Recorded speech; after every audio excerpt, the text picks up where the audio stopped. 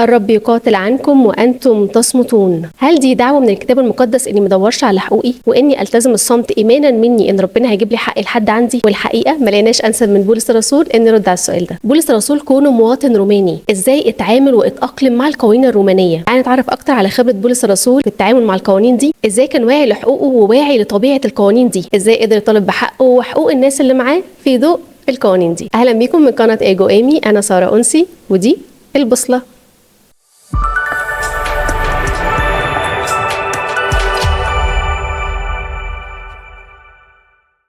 بولس الرسول كونه على دراية بكتير من العلوم اللي تسمح له انه يدخل نقاش في اي مجال من مجالات الحياة، تحسه موسوعة متحركة. فموضوعنا النهاردة هيكون عن بولس الرسول والقوانين الرومانية. عملنا قبل كده حلقة عن بولس الرسول والفلسفات اليونانية، هسيب لك اللينك بتاعها تحت لو حبيت تشوفها. مهم جدا يكون عندك خلفية محترمة عن القوانين الرومانية عشان تقدر تاخد سفر اعمال الرسل لمستوى تاني في القراية، وتقدر تفهم كل رد فعل اخده بولس الرسول في محاكماته كان وراه ايه، عمل كده ليه، وايه القانون اللي بتسند عليه. موضوعنا عبارة عن 3 أجزاء. الجزء الأول هنتعرف فيه على ال5 ملامح الرئيسية للقوانين الرومانية. الجزء الثاني هنتكلم عن ال7 مراحل لأي محاكمة رومانية. الجزء الثالث والأخير هنشوف بولس الرسول كان بيستخدم القوانين الرومانية لصالحه إزاي عن طريق دراسة 3 مواقف من سفر أعمال الرسل. جاهز؟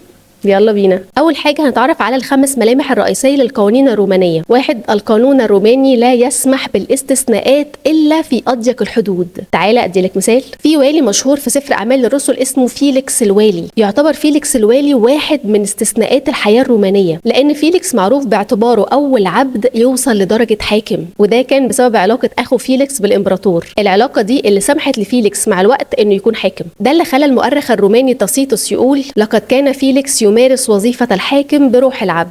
ده كان استثناء ما حصلش تاني بعد كده. 2. القوانين الرومانية كانت دايما في تطوير مستمر بهدف الوصول لأفضل شكل للعدالة. ما كانش في حاجة اسمها دستور دايم، كان دايما في تطوير للقوانين. خليني أدي لك مثال. في قانون اسمه القانون الجوري. القانون ده كان بيدي لأي مواطن روماني الحق في الاستئناف، يعني إنه يرفع دعواه لقيصر. يعمل كده بشرط قبل صدور الحكم عليه في المحاكم المحلية. سنة 150 بقى طوروا القانون ده وادوا المواطن الروماني الحق في الاستئناف حتى بعد صدور الحكم عليه في المحاكم المحليه. 3. القوانين الرومانيه كانت بتبالغ جدا في تامين العداله. خليني ادي لك مثال. في سفر الاعمال اصحاح 23 بيقول: فاطلق الامير الشاب موصيا اياه ان لا تقل لاحد انك اعلمتني بهذا، ثم دعا 2 من قواد المئات وقال: اعدا 200 عسكري ليذهبوا الى القيصريه و70 فارسا و200 رامح من الساعه 3 من الليل. ايه اللي بيحصل هنا؟ هنا كانوا بينقلوا بولس الرسول من سجن اورشليم لسجن قيصريه. لما عرف الامير ان في مؤامرة لقتل بولس الرسول، ان في اكتر من 40 يهودي حرموا نفسهم من الاكل والشرب لحد ما يقتلوا بولس الرسول، وخططوا مؤامرة ان بولس الرسول اثناء نقله من سجن اورشليم لسجن قيصرية هيقتلوه. هتلاقي بقى المبالغة في تأمين رحلة بولس الرسول. امر الامير انه يبقى فيه 200 عسكري و70 فارس و200 رامح، كل ده لتأمين شخص واحد في رحلته من سجن لسجن. 4. القوانين الرومانية تهدف دايما لتحقيق العدالة الكاملة. تعالى ادي لك مثال. في سفر اعمال الرسل فيه 3 مواقف مشهورين قوي: اعمال 18، اعمال 23، اعمال 25. بيوضحوا محاولات الولاة والحكام في تحقيق العداله الكامله مع بولس الرسول في مقابل الضغط الشديد اللي كانوا بيتعرضوا له من قتل اليهود. تعالى ناخد مثال واحد بس في اعمال 25. فقال فاستوس: ايها الملك اغريباس والرجال الحاضرون معنا اجمعون، انتم تنظرون هذا، المقصود بولس الرسول، الذي توسل إلي من جهته كل جمهور اليهود في أورشليم وهنا، المقصود في قيصرية، صارخين إنه لا ينبغي أن يعيش بعد. وأما أنا فلما وجدت أنه لم يفعل شيئا يستحق الموت، وهو قد رفع دعواه إلى أغسطس اللي هو قيصر روما، عزمت أن أرسله، وليس لي شيء يقيم من جهته لأكتب إلى السيد، لذلك أتيت به لديكم، ولا سيما لديك أيها الملك أغريباس، حتى إذا صار الفحص يكون لي شيء لأكتب، لأني أرى حماقة أن أرسل أسيرا ولا أشير إلى الدعاوي التي عليه. تعال أقول لك باقي الحوار. دي رسالة من فاستوس لأغريباس. مين بقى الناس دي؟ تعال نفهم القصه من الاول. بولس الرسول اتقبض عليه في اورشليم، واليهود كانوا شايفين انه بينجس الهيكل، فاليهود عملوا قلق كبير، فالرومان حبوا يحققوا مع بولس الرسول، لكنه ما كانش عامل حاجه تستحق الموت بحسب القوانين الرومانيه. وقتها فاستوس الوالي كان لسه جديد ومستلم القضيه دي من فيليكس الوالي، وبيحاول يلاقي حاجه قانونيه واضحه ضد بولس الرسول، لكن مش بيلاقي حاجه، واليهود مصرين ان بولس الرسول يستحق الموت، لكن فاستوس مش شايف اي تهمه واضحه تستحق الاعدام. فاللي حصل كالاتي: بعد ما بولس الرسول دافع عن نفسه قال جمله مهمه قوي: لقيصر انا رافع دعواي. وقتها بقى ما كانش مسموح ابدا لاي والي او حاكم يبعت متهم لقيصر من غير خطاب. الخطاب ده بيبقى عباره عن لائحه الاتهامات بالاثباتات والادله زي صحيفه جنائيه كده. ففاستوس الوالي قدام مشكله كبيره جدا، بولس الرسول رافع دعواه لقيصر وفاستوس مجبر ينفذ الطلب ده، وفاستوس مش شايف اي ادله للاتهامات الموجهه ضده وما ينفعش يبعته لقيصر من غير خطاب. فبعت فاستوس لاغريباس عشان يشوفوا حل في المصيبه دي. مين اغريباس ده بقى؟ ده راجل يهودي من اصل ملكي لكن تابع لروما ومعروف بمعرفته العميقه بالشريعه اليهوديه، وده السبب اللي خلى فاستوس يلجأ ليه في القضيه دي لانه فاهم الخلفيه الدينيه اللي بيتكلم عنها بولس الرسول. فلما فاستوس هيبعت بولس الرسول لاغريباس هتلاقي في الصح 26 بعد ما بولس الرسول قال المرافعه الطويله بتاعته هيكون رد اغريباس على فاستوس كالاتي: كان يمكن ان يطلق هذا الانسان لو لم يكن قد رفع دعوى الى قيصر. يعني عايز يقول له انت يا فاستوس صدعتني على الفاضي، الراجل مفيش حاجه تمسك عليه، كان ممكن يطلق سراحه لولا انه رفع دعوى لقيصر. فالكلام ده بيعبر جدا عن الحياديه اللي كان بيتعامل بيها الحكام مع بولس الرسول في مقابل الضغط الشديد من قتل اليهود.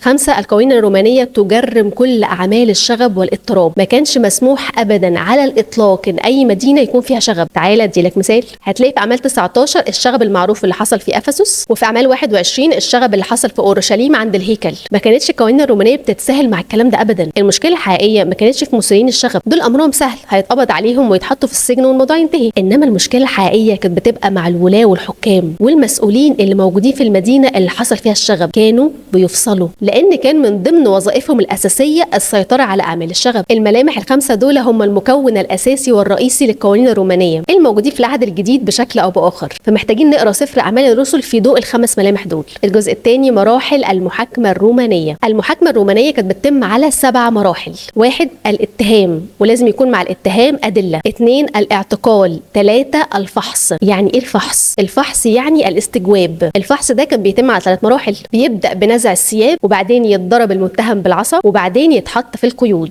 خد بالك بقى، المرحله دي كان بيستثنى منها اي مواطن روماني. الاجراءات دي لا يمكن ولا يسمح ممارستها على اي مواطن روماني. 4 بعد الاتهام والاعتقال والفحص بيتحط المتهم في السجن، وده كان مرتبط بحاجتين: وضع حراسه عليه ويحطوا رجليه في مقطره. 5 التحقيقات، وبتبدا بحاجه اسمها التحقيقات الاوليه، ودي حاجه كده زي المحاكمه الابتدائيه، بيتم فيها صياغه التهم وبيوجهوها للمتهم والمتهم بيرد سواء بالرفض او الموافقه او الاستئناف. 6 المحاكمه الرسميه او النهائيه، بيتم فيها المرافعه في وجود دفاع او المتهم نفسه بيدافع عن نفسه في وجود شهود وادله ومستندات، وهي دي المحاكمه الرئيسيه. 7 المرحله الاخيره صدور الحكم سواء بالبراءه او بالسجن او بالاعدام، ايا كان منطوق الحكم ده. معرفتك بمراحل المحاكمه عند الرومان مهم جدا عشان تفهم وتستوعب ايه اللي حصل مع بولس الرسول في محاكماته. في اعمال 16 بيشرح اول 4 مراحل: واذ اتوا بهما، المقصود هنا بولس وسيلة، إلى الولاة قالوا: هذين الرجلان يبلبلان مدينتنا وهما يهوديان ويناديان بعوائد لا يجوز لنا أن نقبلها ولا نعمل بها إذ نحن رومانيون. دي المرحلة الأولى الاتهام.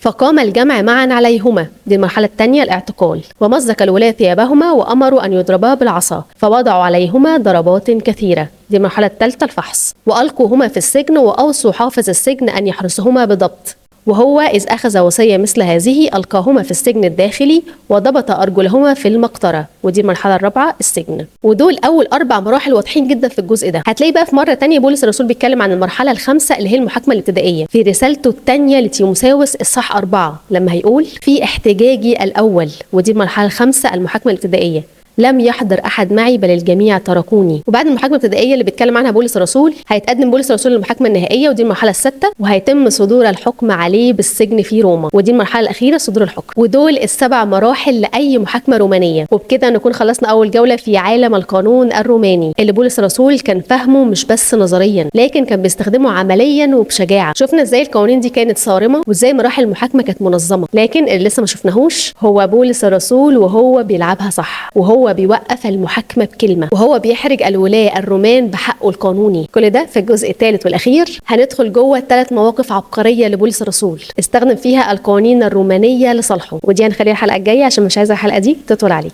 ختاما، معرفتك بال5 ملامح الرئيسية للقوانين الرومانية وال7 مراحل اللي بتمر بيهم أي محاكمة رومانية هتغير تماما طريقة قرايتك لسفر أعمال الرسل. هتبتدي تشوف ورا كل موقف اتعرض ليه بولس الرسول، ورا كل رد فعل، ورا كل كلمة قالها، في قانون، في ترتيب مش مجرد صدفة. وبدل ما تشوف القصة من زاوية واحدة بس اللي هي زاوية إيمان بولس الرسول وتبشيره، هتشوف كمان ان القصة فيها وعي وإدراك قانوني وقرارات محسوبة. تابعنا في الحلقة الجاية مع مواقف بولس الرسول. أخيرا ما تنساش تبص على المصادر، ولو في أي موضوع حابب ان احنا نتكلم فيه اكتبوا في الكومنتس.